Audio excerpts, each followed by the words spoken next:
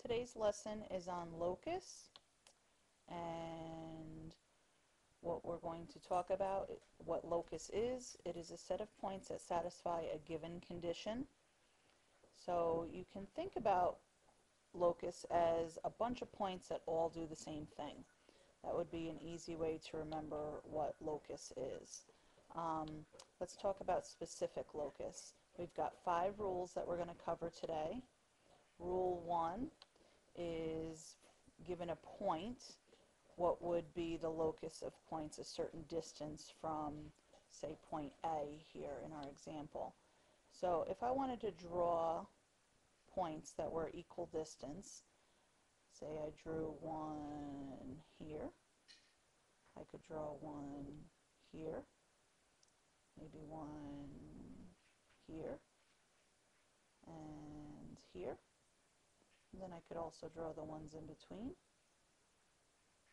And let's see, what shape does this look like we're getting to? Anyone have any guesses? That's right, it is a circle. Let's see if I can connect them.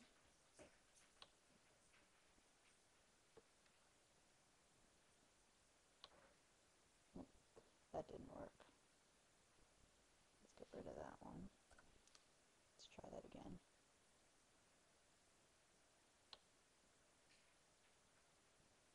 Make a circle like that. And let's bring it over and see how it would connect the points that I drew. And if I had measured my points a little more accurately, you could see that finding all the points that are equidistant from a given point, we would get a circle. So the locus of points from a point is a circle. Okay, the next rule, rule number 2, is if we have 2 points. If we have 2 points, what would be the locus of points a certain distance from 2 points? What could we draw here? Well, I know that we could draw a point maybe about here. We could draw a point maybe right smack in the middle, maybe one down here. But then we'd also see that we could draw some more right in between here. And what we'll see is that we're going to wind up with a straight line that goes right in between these 2 points. Let's see if we can straighten that out.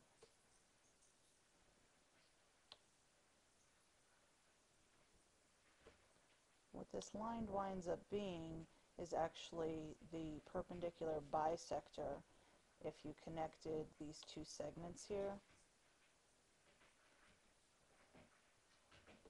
This would be the perpendicular bisector. So we can draw it in.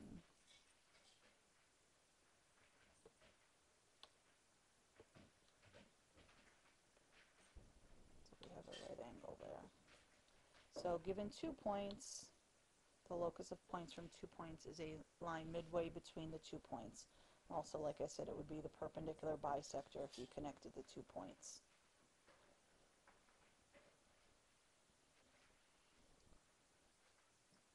Okay, our next rule, rule number 3, is find the points equidistant from a line. So given a line, what would we draw?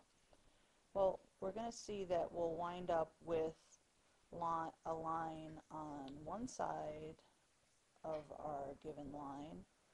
Actually, let's make that a different color perhaps. Let's make that one red. So we're going to get rid of the first one. And we'll make that line red now.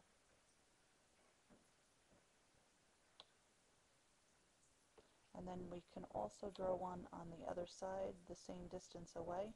So we wind up with 2 parallel lines, one on either side of the given line. So the locus of points from a line is 2 parallel lines on either side. So that's our 3rd rule. Okay, moving on to our 4th rule is find the points equidistant from two parallel lines. So if we're given two parallel lines, what could we draw? Well, if we drew one on each side like we did with one, then the lines on the outside here wouldn't be equal distance from both of them. So what we wind up drawing here is we're going to have just one line down the center. So our locus of points would be one additional line. The locus of points from two parallel lines is a line parallel to both and midway between them. And our last rule, rule number 5, find all the points equidistant from two intersecting lines. This one's a little tricky. What we wind up drawing here for two intersecting lines is actually going to be the angle bisectors of the angles formed by the intersecting lines. So we will have four lines drawn. They will be the angle bisectors of the given lines, and that would be the locus of points given two intersecting lines.